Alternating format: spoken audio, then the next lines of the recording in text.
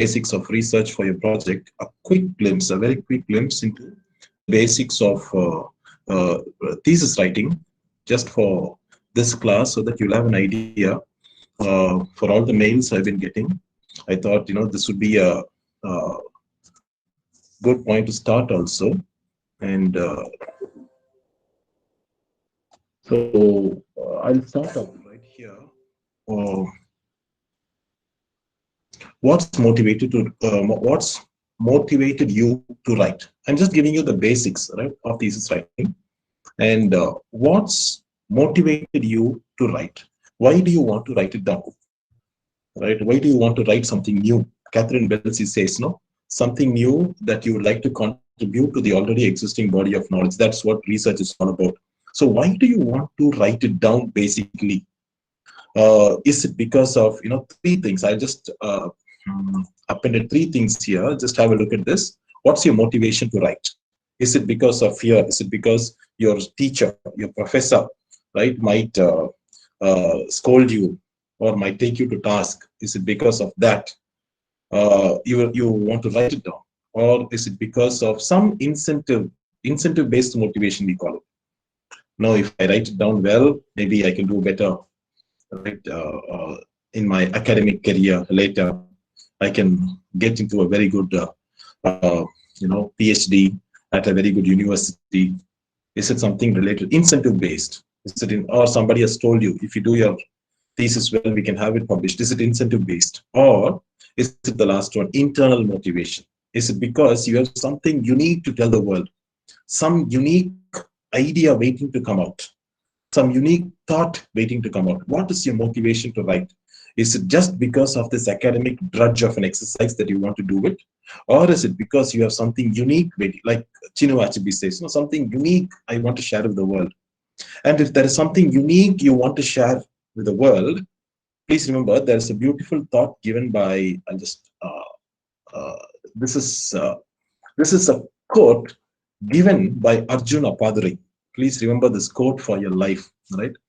Things that we need to know, but do not know yet. What a beautiful line, right? Things that we need to know, but do not know yet. That is research. He writes it in his 2006 article titled The Right to Research. It's a very famous article.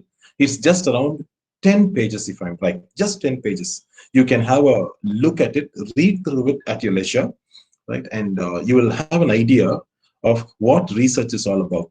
Very simple language is written it down. He says, you and I at the postgraduate level are so blessed to even think of doing research, because no one else, an undergraduate student who has finished undergraduation and joined some work, right, cannot even think of research. Even if she thinks of research, she will not be acknowledged in the academic, domain. But you and I are blessed that we can even think of doing research that can be acknowledged. Remember, there was a 69-year-old professor, a retired manager of RBI. He was not even connected to the literature. A retired manager of RBI, his name is Mr. Vasudevan. He approached the former head of the department. He was completely into commerce business, but he was, he had a great love for literature. So he said, I want to do my PhD on English literature. We were all taken aback when he came at this old age. And we asked him, why do you want to do it now? He has got many grandchildren also. For his wife, all his grandchildren were there. Why do you want to take it up now? You know what he said? Sir, I have something unique to share with the world. Something unique. If I don't say it, I'll be failing, right? Although I know I'm old, I'm in my late 60s, but still I want to do it, right? Why? Arjuna Padurai gives you that beautiful answer. Things that we need to know, but do not know it. I'll give you the link. I put it up on my blog, almost a decade back. For the motivation part, I typed out whatever he said, wrote down whatever he said, and transcribed it to the blog, just as a motivation for all of us. So please remember this: things that we need to know, but do not know it, that the world doesn't know it, right? So I told you the motivation should not be incentive based, academic based. It should be internal based, right? That's the motivation. And Edward de Bono, he talks about two types of thinking. This is not for your academic life alone. Please remember, this is for life, right? This book literally changed my perspective to people, to things, to everything around me, right? I'm being very honest with you. He talks about lateral thinking. When you choose a girl, when you choose a boy, how do you make the choice? Is it based on the good looks, or is it based on the long hair, or is it based on the outward beauty, or it's based on something that you find outwardly? What makes you choose your choice of something, right? What is the modus operandi that you use to choose something for yourself, right? And he says he talks about two types of thinking. One is called vertical thinking, the other is called lateral thinking, right? You can please read this book when you are free, not now, but it is a life-changing book that can help you understand different perspectives to life. What is lateral thinking, right?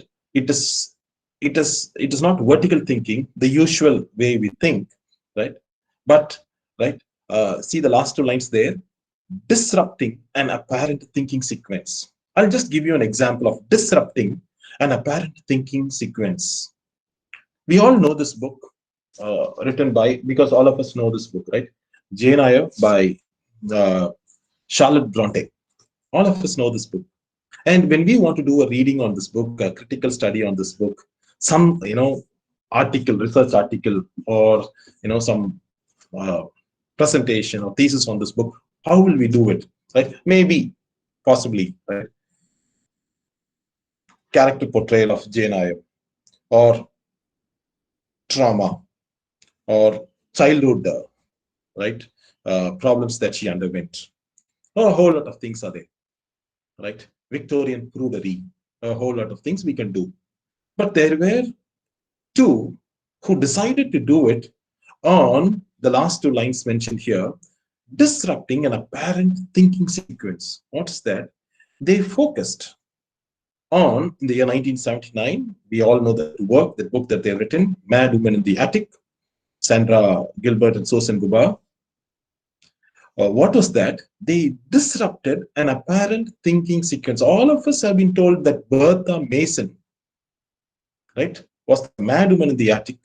And only because of that mad woman, Rochester had to choose another girl for himself. The mad woman was a stereotype given to Bertha by the writer. And why are these stereotypes? They were able to write a book based on a silenced voice in this book. Most of us tend to ignore. She comes just as a passing character. Why? Right? Why was she silenced? The last two lines, disrupting an apparent thinking sequence and arriving at the solution from another angle, a completely different angle. Why did you choose this car? Why did you choose, for example, this mobile phone and not something else? Why did you choose this girl or this boy? Why did you choose this college? Why did you choose English literature? Right? Not the vertical thinking that everyone says, but disrupting an apparent thinking sequence and arriving at the solution from a completely radically different angle that no one had ever thought of or envisaged, right? So these are points to introspect for yourself. Why do you write down? You've got something to say, or you've got something you need to contribute to the world of knowledge, to the sea of the vast sea of knowledge. Something new, like Catherine Belsey says, or what we need to know but we do not know, that Arjuna Padre says. Or you enjoy doing it, something that you really love doing it. Have you ever thought of that? Something that you love, written literature. Sir, I love children's literature. I love cartoons, sir. Sir, if you honestly ask me, I have a lot of cartoon strips at home, or comics at home. Some people like cartoons, some people like comic strips, right? Comic books like Tintin or Asterix or Tinkle, right? I love reading comics. If what comes to you naturally, work on that, right? I love music. There was a girl some 5 years back who worked under me. I asked her, what do you want to do for your thesis, MA dissertation. She said, "Sir, I love cooking.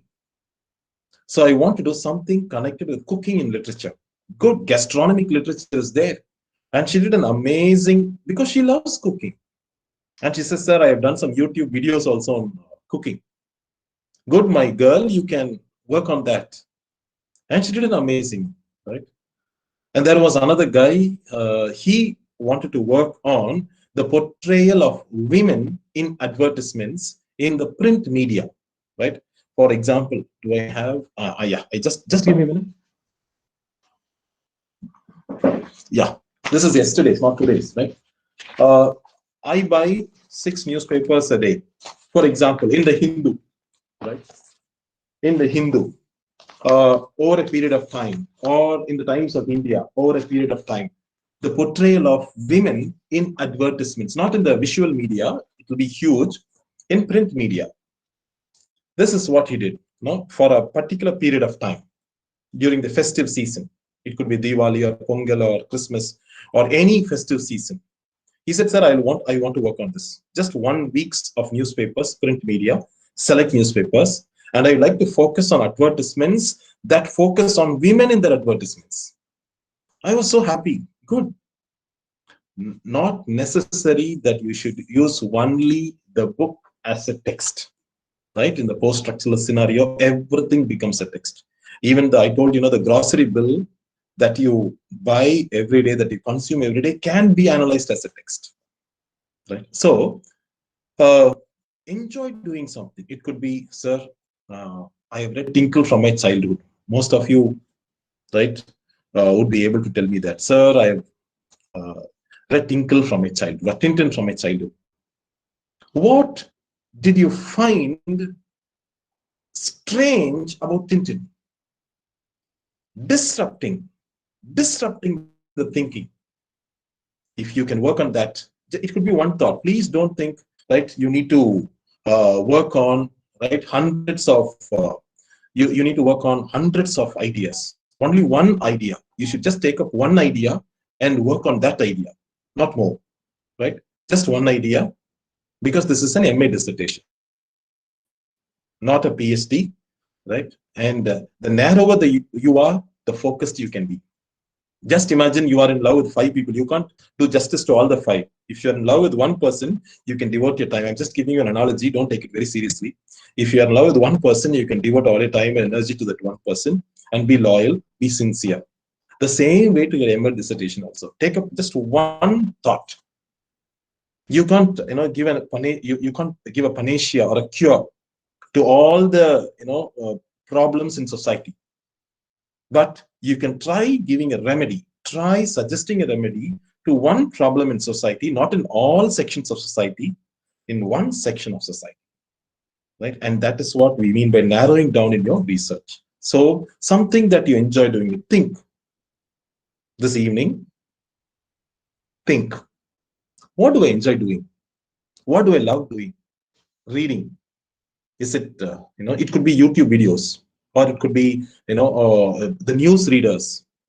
Do they give news or views, right, on TV channels, select news channels, or entertainment channels? It could be anything under the sun, or sitcoms, or Netflix, some series that comes up, TV series that comes up, right? Anything, web series that comes up. It could be anything that you love. Watching, reading, you should love it, right? When you defend it on the Viva day, you should speak from the heart. I remember Dr. Ganesh, when he defended his Viva, he was asked to speak only for 20 minutes. But he went on and on and on for 45, 50, 1 hour. More than 1 hour, he went with full passion.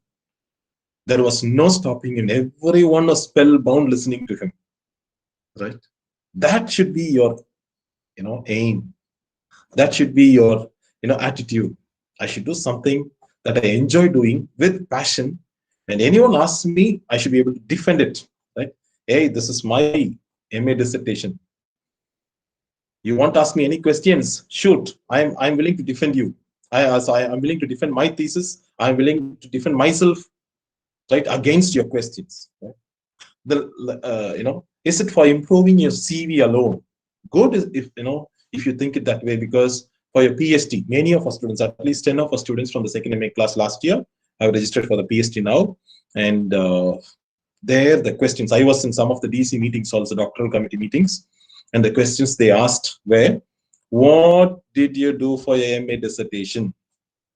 Right? So this is one of the questions they'll ask you when you register for MA. What did you do for your MA dissertation? Even MPhil this year, I was in the interview panel, right?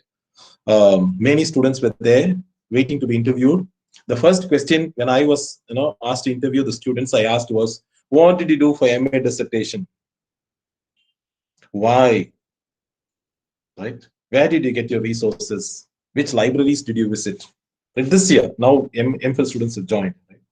So, is it for improving your CV, or the last one, finding your own voice?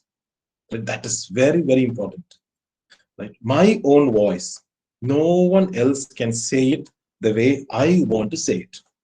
I told you, if Rajinikanth, the actor Rajinikanth, no politics, please, right? Actor Rajinikanth, when he wants to say "I love you," he will say it in a very different way. I told you, in his own inimitable style, right? He will do it. Throw a rose from here and say like this, right? Catch it, and then say "I," like that, right? Kamal Hassan has his own style.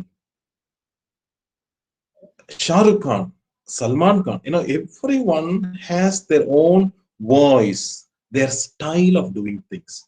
Please have this in mind. Your voice should be there in every page of your dissertation. So this is a beautiful line I liked from Arjun Appadare. You can read that article. It is on open source, free access to everyone. The right to research. Now, and this is a word that you should have in mind. The meaning of rhetoric means you should be able to convince people. Yes, this is what I've done, and this is why I've done it. Right? 3 years back, there were twins in our PG class. I forgot her name. There were twins in the class, and one of the twins was working under me. I asked her, why do you want to do it on this movie, Pariyerum Perumal? She was so convinced about doing it on that. I was so happy.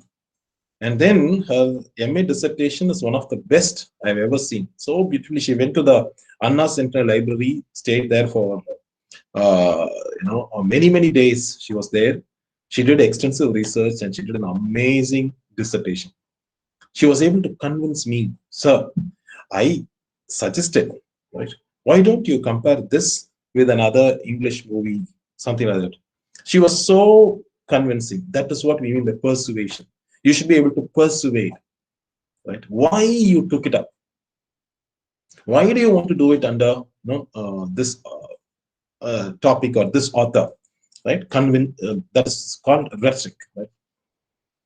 The preliminaries, you can take a screenshot of this. This is nowhere, anywhere on the World Wide Web, please, right? So you can take a screenshot if you want, but there is another good book if you want. This is by Dr. Joseph Doreraj, a wonderful primer. It's available on Emerald Publishers, 200 rupees, I guess. Right. So this book is available. You can buy it or you can borrow it from the libraries. It is in all good libraries also, I think. Here he's a former vice chancellor of Gandhigram University and is dean there now. These ideas, right? Here he gives 100 FAQs on research and literature and language, something so originally as given. These are some broad ideas I'm giving you. Thoughts. A lot of thoughts will come into your mind every second. Thoughts filter beautifully into what is called percolate and filter into what is called idea, right? A lot of thoughts, suddenly one idea you'll get, like Archimedes, Eureka, right? One idea you'll get. That idea will haunt you, will not allow you to sleep. Hey, I think I should do it on this. I think I'm going to work on this. I'm going to achieve something on this. I'm going to be the authority on this. That idea shouldn't let you sleep. Like Abdul Kalam, Dr. Abdul Kalam says, no, a dream, you should have a dream, and the dream, you should think about it that it doesn't allow you to sleep at all, right? Obsessed, possessed with the idea. I'm going to work on this, right? And the idea should have an issue, What is an issue? A plus b the whole square equals a squared plus b squared plus 2ab is not an issue. It is a fact. What is an issue? An issue can always be debated, open-ended. So you give a solution for the possible solution for the problem of terrorism in a particular part of the world. It is open-ended. It could be explored further and debated by somebody else. You are not the final authority. Right? So, idea, it should be based on an issue. I told the second point I've given you, an issue is something that can be explored and debated. Then opinion, then a claim, then it boils down into an argument. What is your claim? Then argument. Then you formulate the thesis statement. So this is how it comes. Just have this in mind. What is a claim? A claim is something that has to be backed with evidence. I'll just give you a very simple formula to write your thesis. Right? Take, for example, one paragraph. Just one random paragraph in your thesis. Right? From you are going to do something on JNIF. The first line should be your own thought. Right? Your own thought that has come to you, that no one else has ever thought of. You're going to write it down as the first sentence. Jane has always been impulsive up until the 13th chapter. This is something maybe no one else has said or observed. Impulsive by nature, for example. And this impulsiveness is because of her oppressive childhood or the restlessness within her. This is a claim. Now you need to support, this is your sentence, right? You have written the first sentence. Now you have to support it. As we see in chapter 3, right? You support it with evidence. One or two sentences. Then what you do is you give some critical evidence from some famous scholar who was written on Jane Eyre, who was written on Charlotte Bronte's Jane Eyre, as the famous critic I.A. Richards points out. This is what evidence is all about in literature, literary research. The first is your claim that you put forward, support it or back it up with evidence from the text, and if possible, also try to back it up with evidence from a famous critic or a well-known critic who has published something in connect with your claim. That gives it authenticity, right? I don't have much time, so I'm quickly going through it. But if you have doubts at the end of the class, you can ask me. Now, last night also I got some mails from your class. I'll try to answer them towards the end. So this is an argument. You can screenshot it if you want. This is right. An argument takes a stand on an issue. Right? You should take a stand. When I was working for my PhD on Sir James Fraser's The Golden Bough, I took a stand. That was my argument. That became a thesis statement. What was the stand? I felt that it was a post-colonial critique. Right? What was the stand that I took? That James Fraser is completely biased, prejudiced in his representation of the East, especially of India. Completely biased in his opinions. That was my stance. How can an anthropologist be biased? Shocking. No, an anthropologist can never be biased. It is the science of the study of humankind. They can never be biased. But that was my stance. So this stance, right? I had a stand on an issue, right? Then it becomes an argument because I will say yes. Someone from the West will say no. Now the argument is ready. Now you formulate the thesis statement. What's that? States an argument and then describes succinctly or briefly how justifies the argument. Look at the sample thesis statement I've given you. Right? What is the argument? This particular film misrepresents Tamil Nadu. This particular film misrepresents Andhra Pradesh or Kerala. Now the thesis statement. That is a stance you have taken.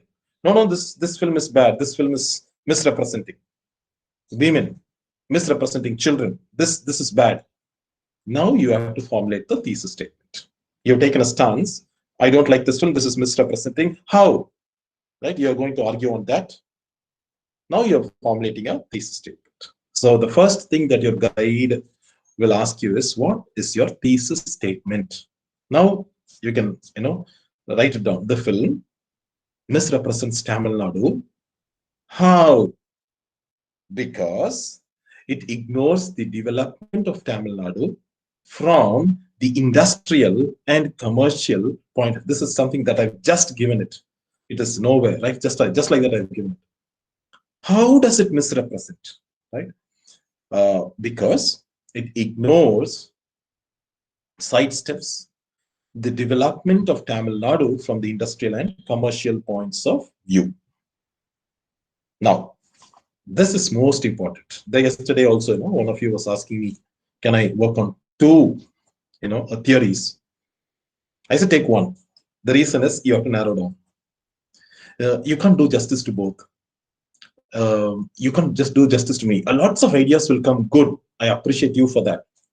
Right? Lots of ideas will come to your mind. Hey, I can do a feminist reading, deconstructive reading, a new historicist reading, a Marxist interpretation. Many ideas will come. But it is just around 50 pages, 40 to 50 pages. Can you do justice to that? Introduction, 7 pages over. Conclusion, 5 pages over. Right? Then what else is there? You can't do justice. So you have to narrow down. 2004, I remember in IIT Chennai, they had competitions. They were just our students were there, right? So I was in charge of them. They were just given a dot and asked to write an essay on just one dot.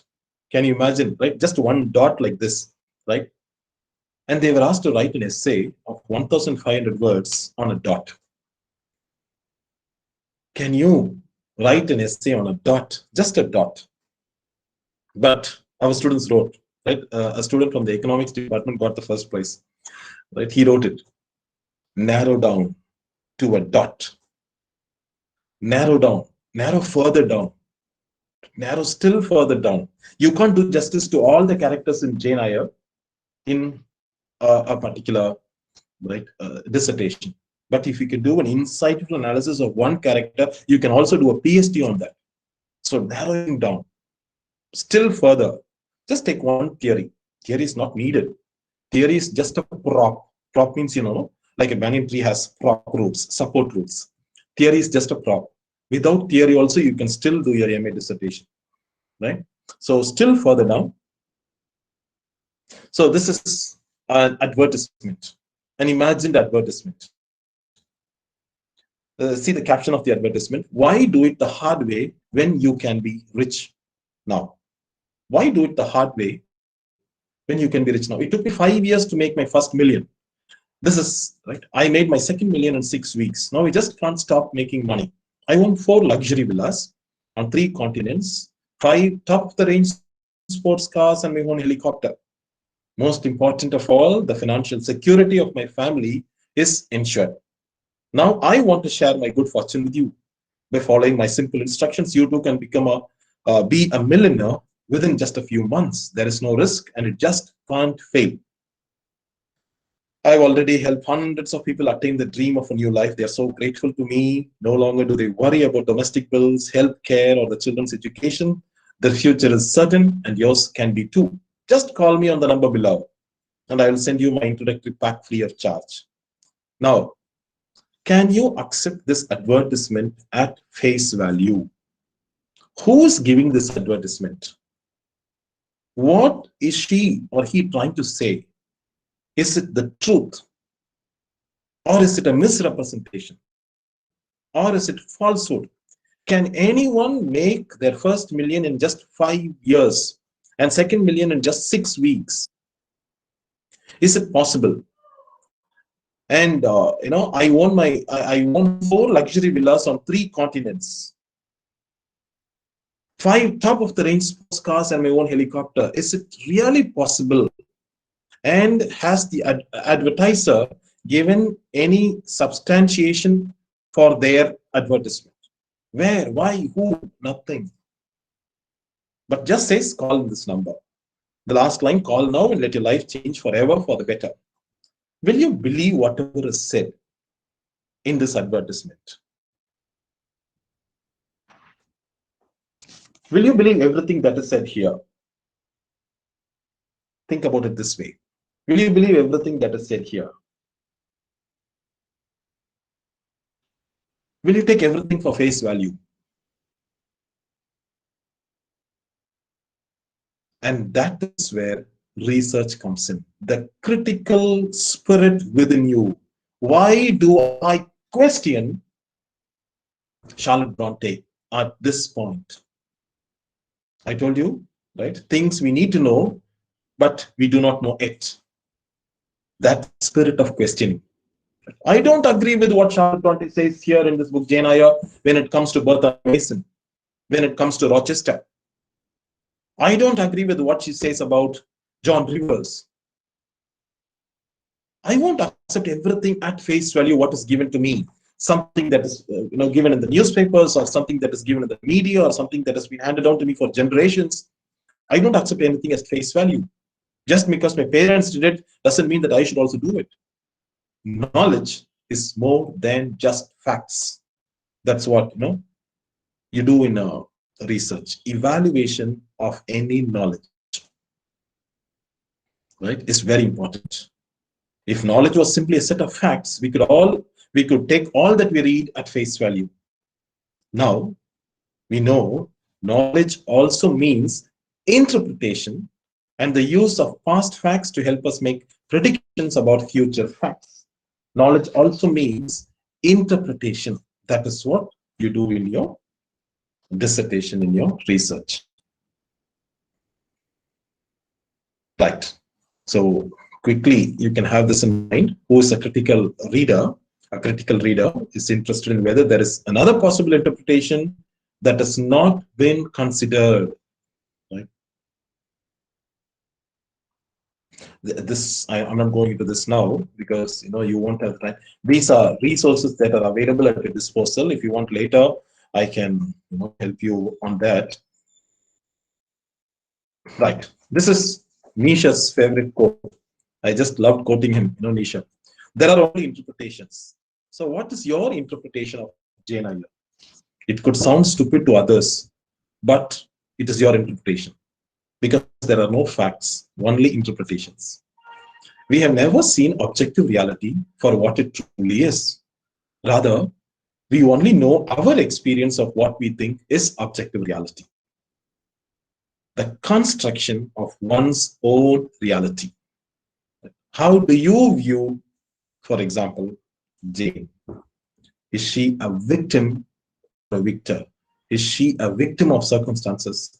Or is she, as some argue, right, a feminist voice in a place where feminism was looked down, right?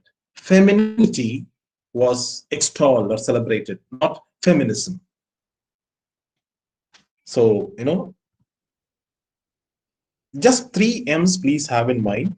One is called misinterpretation. The second one is called missing gap. And the third one is called modifying. Only one of these three you'll be doing. First word I said was correcting the misinterpretation. I think Bertha has been misinterpreted in this novel. I have to correct it. Correcting the misinterpretation. If you find someone or something, I showed you the book yesterday, by what's that? One of your seniors, right? Just a minute. Just give me a minute.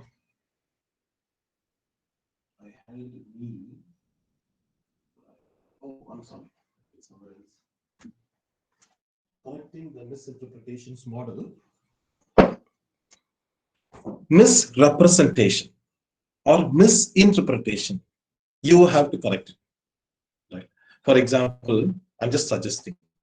Right. You take the syllabus of the +2 student.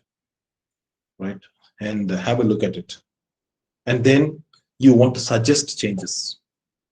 That is misinterpretation, right? Model. Correcting the misinterpretation is also for a part of your thesis. Or filling the missing gap model. Some writers may have overlooked something, or missed something, or ignored something, or sidestepped something. Some writers may have missed something, right? Or ignored something, or conveniently sidestepped something. And your research tries to fill the missing gap, right?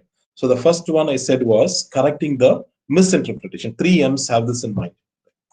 The second one is filling the missing gap. First one is correcting the misinterpretation model.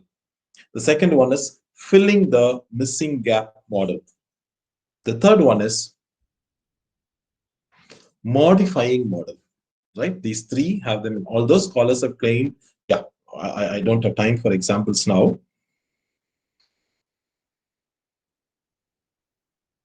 Ideal ideas. Jot down 3 pressing ideas that you want to share. 3 ideas, not thoughts. I told you, thoughts boil down, percolate, and you get ideas.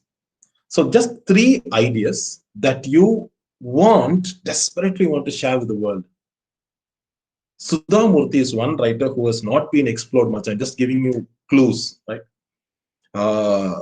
In the recent crop of, she talks about a new brand of feminism that is called social feminism. I have almost all the books of Sudha Murthy with me, wise and otherwise. Even a month back, she gave a beautiful interview at the Tata Literary Fest that I transcribed and put it up on the blog also.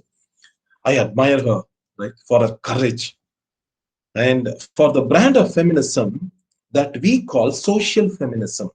It could also be called post-feminism. Why? Because all these years, feminism has always been an academic enterprise where we did not relate.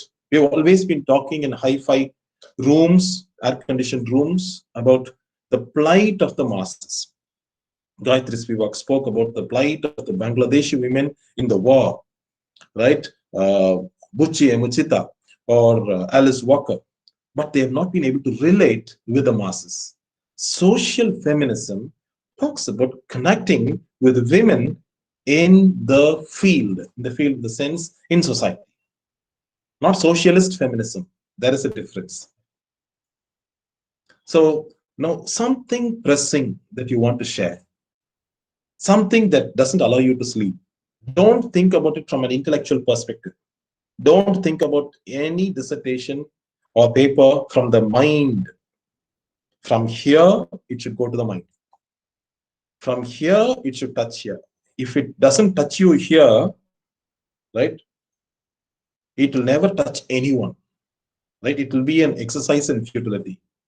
So 3 pressing ideas. Sir, if you ask me, there are 3 things I love a lot, right? If you ask me personally, sir, what are the 3 pressing ideas that you would want to share? Right, I would say, right, the broad areas is, right, I've always loved this connect with the soil or nature, right, this cosmic interconnectedness, celebrating this connectivity. That is one thing I would always love to celebrate, right? Every morning when I take a stroll also, right, I would want to watch the birds or the earthworms or the snails for minutes and minutes together, right? And how they nurture us. Even a lizard, if it vanishes from our surroundings, it is detrimental to humankind. Right? That is one. A bioregion or nature connected, right? Nature literature. The second one is POCO, right? Post-colonial studies, right? And the third one is, right, deconstruction or deconstructed theories, right? How we celebrate, right, this inclusivity. So, 3 pressing ideas that you want to share. Then, if I were to ask from among the 3, which is the best that you love, will you say 2 or 1? At the marriage pandal, you can marry only one person, they say, right? But you have three. They say no. In those days, they used to say C4, choose three, love to marry one. They used to say, just joking, like that. You even if you have a lot of friends, you can choose only one. Something similar to that, right? What will you choose when it comes to that one idea? Write it down and then explain why you chose it, right? If you can do it, right? You are toning down your topic, trimming your idea. Your topic should not be more than 13 words. Don't make it very long. Cultural imperialism and post-colonial critique of the five major novels of blah blah blah blah blah blah. No, right? The topic of your dissertation should be crisp and short. They say not more than 13 or maximum 14 words. Beyond that, people can't get at what you're trying to say. So trim your idea, tone down your topic, choose a large category, then narrow it down, right? Then I think you can detail on this topic by using, brainstorming webs, have a topic and then use a lot of webs to brainstorm a lot of ideas that will come to you. And then it will be easy for you, right? So I stop here for a want of time. I will be having a next class. If there are any, ideas or suggestions or questions that you have, you could always ask me. There are a few other things that I would want to share, but maybe in the next class, not now, because lack of time, right? These three words or these three phrases, please have them in mind. The first one is called the misinterpretation model. Sir, I feel there is a misinterpretation that has happened. Where? Sir, in Jaina. So I want to correct it. So I ask you, what do you want to work on? Sir, I want to correct a misinterpretation. Where? You should be able to tell me, right? Or I'll ask you, what do you want to work on? Sir, I find a gap, right? Thesis is about, finding the missing link or the missing gap. I think the writer has deliberately sidestepped or overlooked this aspect. I want to focus on this. Why did she do this, right? Or the last one I told you was modifying, right? What someone else has already said. It could also be called modifying, revisionism, revising what someone has already said from a different context. So, and please remember, your MA dissertation is just one paper, 100 marks, that's it, right? You have other papers also. So, do your dissertation, don't take it very, very seriously. Do it with joy, enjoy doing it, and as much as possible, try to get extended critical material, right? So that you augment, I told evidence, backing your claim with evidence. That is more important. Supporting your claim with good evidence from the text and also from, not only from the text, but also from the critical material available, the critical point of view available, right? Or authentic critical material. Please don't go for Wikipedia kind of sources for this.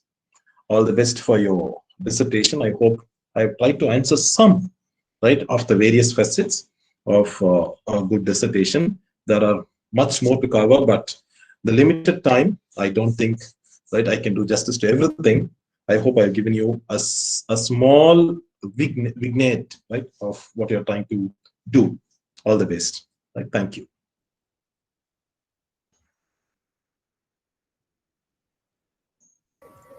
Thank you, sir. Welcome. Yeah. Thank you, sir. Thank you, sir.